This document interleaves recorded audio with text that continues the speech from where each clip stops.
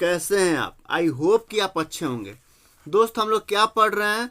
हम लोग जो है क्लास 12th का अकाउंट सब्जेक्ट पढ़ रहे हैं और इसके अंदर आज हम लोग ना एक नया चैप्टर पढ़ेंगे, चैप्टर नंबर 10। अब चैप्टर कह लीजिए, भाग कह लीजिए, लेसन कह लीजिए, पाठ कह लीजिए, जो आपका दिल कहे सो कह लीजिए। वो कहते हैं ना, दिल मांगे मोर, जो आपका दिल मांगता है ना सो कह लीजिए। चैप्टर नंबर 10 का क्या नाम है? Accounting for company. और इसके अंदर पढ़ेंगे हम लोग इशू ऑफ डिबेंचर के बारे में, कि डिबेंचर क्या होता है, डिबेंचर को कैसे इशू करते हैं, इसके अंदर हम लोग पढ़ेंगे।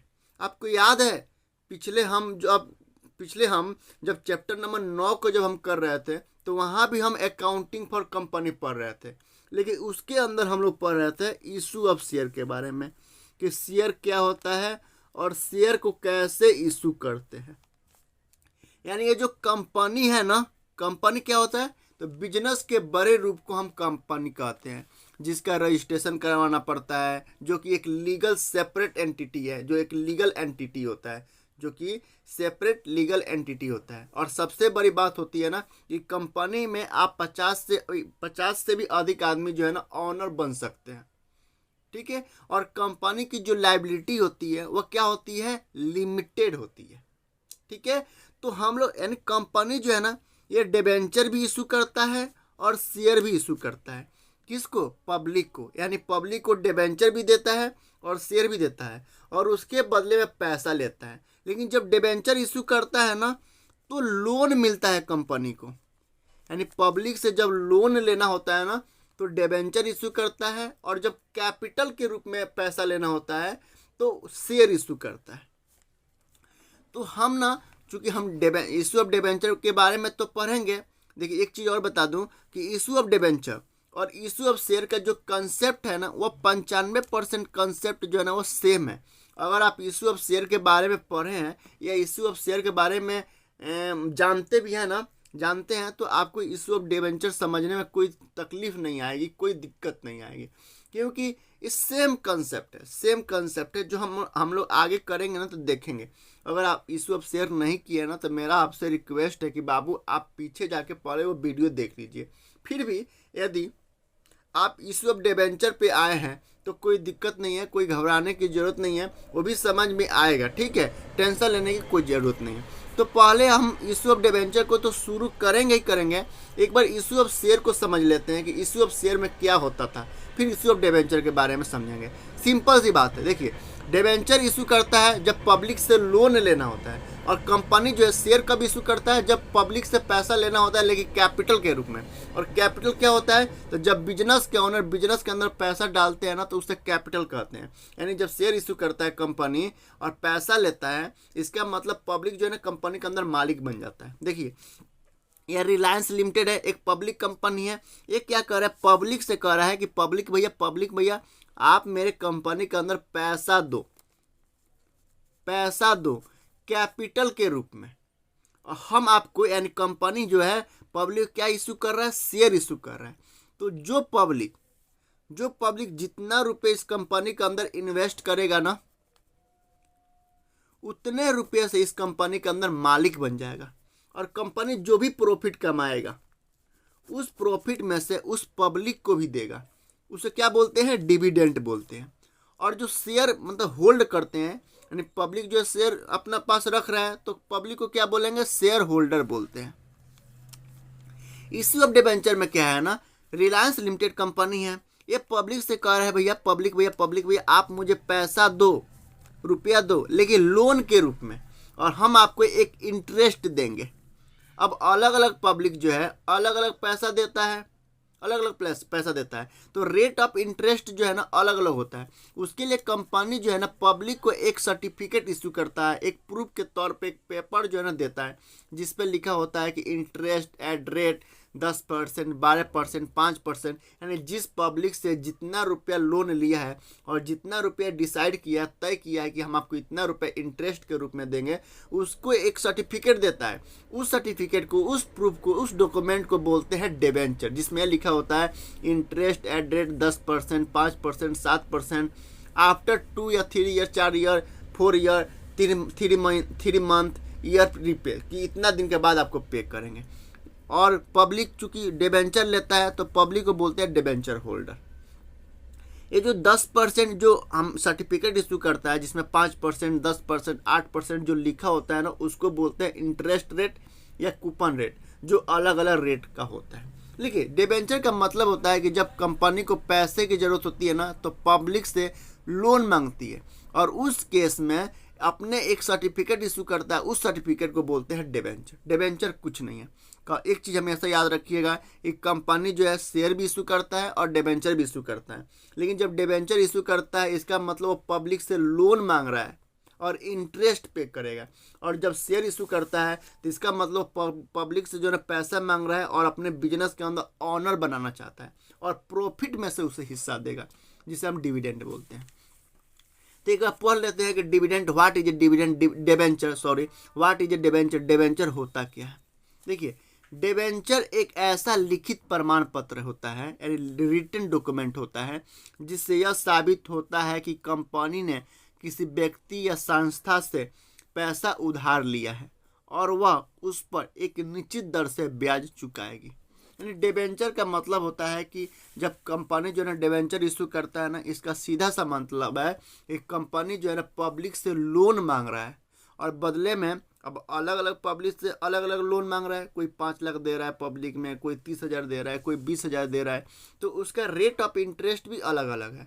और किसी से डिसाइड किया है कि भाई हम आपको 4 महीने के बाद पेमेंट कर देंगे, किसी से डिसाइड किया है कि हम 6 महीने के बाद पेमेंट करेंगे, किसी से पब्लिक जो है ये प्रॉमिस किया है कि हम 1 साल बाद पेमेंट करेंगे। तो उसको ना पक्का करने के लिए एक सर्टिफिकेट,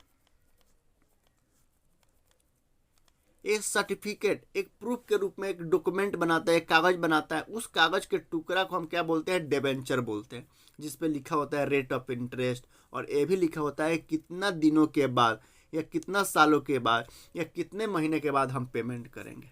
एक बार इंग्लिश में देख लेते हैं डिबेंचर का डेफिनेशन। यानी कह रहा है कि debenture is a written certificate that proves that a company has borrow money. Debenture क्या है? एक रिटन सर्टिफिकेट है जो ये प्रूव करता है कि कंपनी जो है ना मनी बोरो किया है, यानी उधार लिया है, फ्रॉम एन इंडिविजुअल या इंस्टीट्यूशन, जो कि एक व्यक्ति हो सकता है या संस्था हो सकता है, and will pay interest on it, और इस पे वो इंटरेस्ट पे करेगा, will pay eight a fix rate, जो कि एक फिक्स रेट है। अब डिबेंचर की ना विशेषता देख लेते हैं, यानी कैरेक्टर एस्टिक्स ऑफ विशेषता, मतलब कैरेक्टर एस्टिक्स देख लेते हैं। डिबेंचर की क्या क्या विशेषता है उसको देख लेते हैं।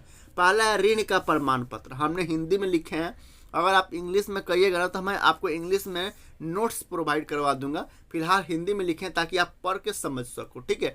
क्या होता है ना, जब हम इंग्लिश में लिख देते हैं ना तो हम तो इंग्लिश में लिख देंगे, लेकिन मान लीजिए 6 महीना 7 महीने के बाद आप जब पेपर निकालिएगा ना, मतलब किताब निकालिएगा ना पढ़ने के लिए, तो वहाँ पे हो सकता है कन्फ्यूजन हो, ठीक है। इसलिए मैं हिंदी में लिखा हूँ कि समझो, क्योंकि हमारे देश में हम लोग हिंदी ही बोलते हैं ना, हम लोग हिंदी में बात करते हैं, इंग्लिश में कौन बात करता है भैया, कोई बात नहीं करता है। तो हिंदी में एक बार आप समझिए, ठीक है।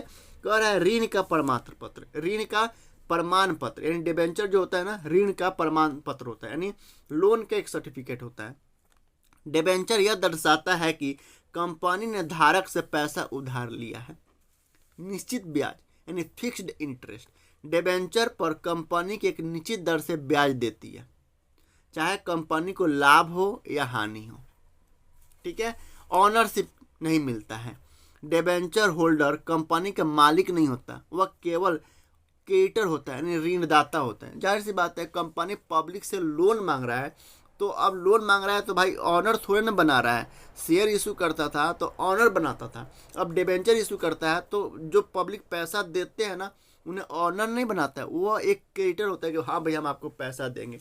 सर अब आप कहिएगा कि सर कंपनी जो है बैंक से भी तो लोन ले सकती है, बिल्कुल ले सकती है। मान लीजिए बैंक से उसने 5 करोड़ रुपया उठा लिया और पैसे की ज़रूरत है और बैंक नहीं दे रहा है, तो हम क्या करेंगे? पब्लिक से लेंगे। या हो सकता है कि बैंक जो है मना कर दिया कि भैया हम आपको पैसा नहीं देंगे, तो हम क्या करेंगे? पब्लिक से देंगे, क्योंकि पब्लिक दे सकती है। तो अब हमारे पास, कंपनी के पास ये ऑप्शन भी है कि वो पब्लिक से पैसा ले सकती है लोन के रूप में। तो क्या दिक्कत है? कोई पब्लिक दे रहा है तो बढ़िया है, हम ले लेंगे। चौथा देखिए, परिपक्वता अवधि यानी मैच्योरिटी पीरियड। डिबेंचर एक निश्चित समय बाद वापिस यानी रिडीम किए जाते हैं। Debenture, types of debenture. Debenture कितने प्रकार का होता है? जैसे हम पढ़े थे ना, शेयर कितने प्रकार का होता है, तो शेयर 2 प्रकार का होता है। एक इक्विटी शेयर होता है, दूसरा प्रेफरेंस शेयर होता है। तो डिबेंचर कितने प्रकार का होता है? तो डिबेंचर जो है ना, अलग अलग नज़रियों से अलग अलग टाइप्स के होते हैं। सिक्योरिटी की नज़र से 2 प्रकार का होता है, secure debenture, unsecure debenture. Redemption के आधार पे, मतलब पॉइंट ऑफ व्यू रिडम्पशन के आधार पे 2 तरह का डिबेंचर होता है। पहला रिडीमेबल डिबेंचर, दूसरा इरिडीमेबल डिबेंचर। इसके बारे में हम बताएंगे, ठीक है, नोट्स दे देंगे, आप एक बार पढ़ लीजिएगा। तीसरा कन्वर्टिबिलिटी। कन्वर्टिबिलिटी के नज़र से डिबेंचर जो है 2 प्रकार से होता है। पहला कन्वर्टेबल डिबेंचर, दूसरा नॉन कन्वर्टेबल डिबेंचर। चौथा, रजिस्ट्रेशन के आधार पे डिबेंचर 2 प्रकार का होता है, रजिस्टर्ड डिबेंचर और बियरर या अनरजिस्टर्ड डिबेंचर। तो डिबेंचर का प्रकार अगर कोई पूछे ना, तो आप बता सकते हैं 1 2 3 4 5 6 7 8 प्रकार का डिबेंचर होता है। Secured, unsecured debenture, redeemable debenture, irredeemable debenture, convertible debenture, non convertible debenture, registered debenture और अनरजिस्टर्ड या बियरर डिबेंचर। ठीक है। अब इश्यू ऑफ डिबेंचर। डिबेंचर को कैसे इशू करते हैं? जैसे हम लोग शेयर की इशू करते थे ना, तो शेयर को एट पार पे भी इशू करते थे और एट प्रीमियम पे भी इशू करते थे, लेकिन शेयर को कभी डिस्काउंट पे इशू नहीं करते थे। लेकिन रिडम्पशन को, मतलब डिबेंचर को, हम प्रीमियम डिस्काउंट पे भी इशू कर सकते हैं।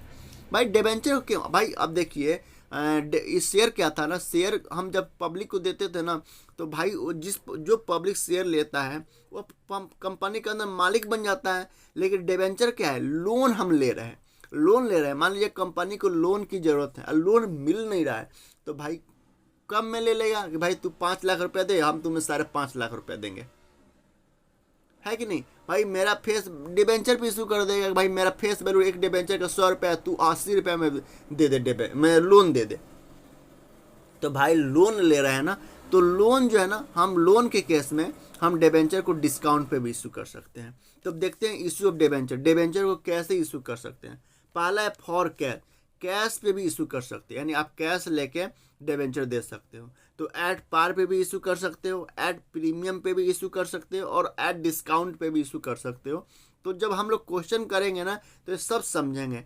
फिलहाल ज़्यादा दिमाग पे जोर डालने की ज़रूरत नहीं है, ठीक है। दूसरा, अदर देन कैश। आप अदर देन कैश भी डिबेंचर इशू कर सकते हैं। जैसे अगर आपने कोई एसेट परचेज किए, अगर कंपनी एसेट परचेज करती है, तो उसके बदले में पैसा ना देकर डिबेंचर दे सकती है। और किसी का बिजनेस ही परचेज कर लेता है कंपनी, तो भी जो है ना, उसके बदले में डिबेंचर दे सकता है। तीसरा, सर्विस टेकन। अगर सर्विस लेता है, किसी से सर्विस लिया तो भी डिबेंचर इशू कर सकता है।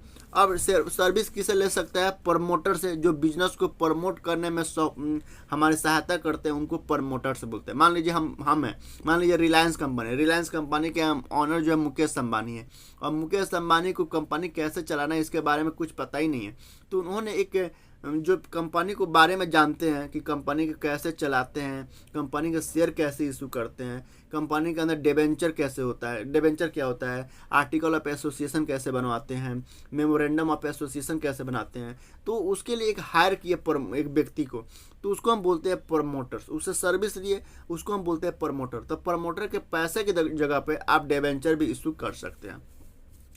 अंडर राइटर का मतलब, मान लीजिए हमको शेयर, मतलब कंपनी है उसको शेयर बेचने नहीं आता है, तो एक ब्रोकर रखा, बिचौलिया नहीं होता, बिचौलिया को रखा कि भैया आप मेरा शेयर बेचवा दो, हम आपको पैसा दे देंगे। तो पैसा ना देकर उसको बोलते हैं अंडर राइटर, उसको पैसा ना देकर डिबेंचर इशू कर सकता है। तीसरा जो है एज कोलेटरल सिक्योरिटी के बिहाफ पे भी डिबेंचर इशू किया जा सकता है। तो आज हम इतना ही रहने देते हैं, बाकी कल जो है ना हम लोग प्रैक्टिकल क्वेश्चन करेंगे। सिंपल सी बात है, देखिए इतना समझ में आ गया ना, डिबेंचर के लिए इतना काफ़ी है। ठीक है, इतना काफ़ी है, समझ में आना चाहिए। कल हम लोग प्रैक्टिकल क्वेश्चन करेंगे तो आप अपने मन से और बना सकते हैं। ठीक है, सिंपल सी बात है। अगर कोई पूछे कि डिबेंचर क्या होता है तो सीधे से बोलना कि डिबेंचर जो है ना एक सर्टिफिकेट होता है जो यह बताता है कि आपने पब्लिक से जो है ना लोन लिए हैं और किस रेट पर लिए हैं, वो उसमें लिखा होता है। यानी जब कंपनी पब्लिक से लोन लेता है ना, तो उसके बदले में भाई कुछ ना कुछ तो पब्लिक प्रूफ मांगेगा। तो प्रूफ के तौर पर एक पेपर का टुकड़ा देते हैं और उस पेपर का टुकड़ा को बोलते हैं डिबेंचर। सर अब आपके मन में आया होगा कि सर वो बैंक से भी ले सकता है, पब्लिक से क्यों लिया? मान लीजिए कंपनी है, उसको 10 करोड़ रुपए की जरूरत है, बैंक वाले ने 5 करोड़ ही दिए, तो 5 करोड़ कहाँ से आएगा? तो 5 करोड़ उसके पास ऑप्शन है भैया कि आप पब्लिक से ले सकते हो, तो क्या दिक्कत है, हम ले लेंगे, डिबेंचर दे देंगे। ठीक है, तो आई होप कि इतना आपको समझ में आया होगा। फिर भी कहीं दिक्कत हो, कहीं आपको लग रही है कि सर यहाँ पे मेरे को प्रॉब्लम आ रही है, मैं यहाँ पे समझ नहीं पा रहा हूँ, तो आप मेरे यहाँ पे जो है ना चैनल पे तो कमेंट बॉक्स है ही, कमेंट बॉक्स में कुछ नहीं करना, बस कमेंट लिखना है कि सर हमको यहाँ पे प्रॉब्लम है, प्लीज़ हेल्प। मैं कोशिश करूँगा कि जितना हो सके मैं आपको कोशिश करने का पूरा हल निकालूंगा। ठीक है, कोशिश करने का मतलब पूरा हेल्प करने का कोशिश करूंगा। तो आई होप कि इतना तो समझ में आया होगा ना, इतना समझ में आया है। इसको एक बार प्रैक्टिस करिए, फिर कल देखते हैं, कल हम लोग क्वेश्चन की तरफ मूव करेंगे। ठीक है, चलिए बाय।